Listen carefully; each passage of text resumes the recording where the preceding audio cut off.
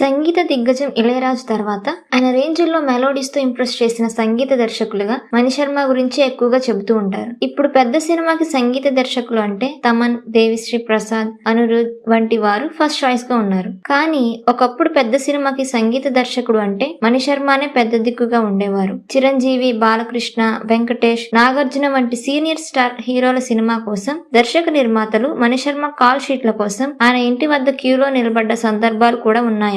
ఇదిలా ఉండగా మణిశర్మ ఓ నిర్మాత కూడా అనే సంగతి ఎక్కువ మందికి తెలుసుండదు. అవును, మణిశర్మ ఓ సినిమాని కూడా నిర్మించారు. అదే రూపాయి అనే సినిమా. చాలా మందికి ఈ సినిమా ఎప్పుడు వచ్చిందో ఎప్పుడు వెళ్ళిపోయిందో తెలియదు. ఇటీవల ఓ ఇంటర్వ్యూలో మీరు రూపాయి అనే సినిమా నిర్మించారు కదా, మళ్ళీ ఎందుకు నిర్మాతగా సినిమా చేయలేదు అంటూ యాంకర్ ప్రశ్నించగా ఆ రూపాయి సినిమాకి దమ్మిడి కూడా రాలేదు అందుకే అన్నట్టు ఫన్నీ ఆన్సర్ ఇచ్చారు మణిశర్మ. అదే కొంతమంది ప్రొడ్యూసర్స్ సినిమా ఫ్లాప్ అయితే చాలు, డైరెక్టర్ అండ్ హీరో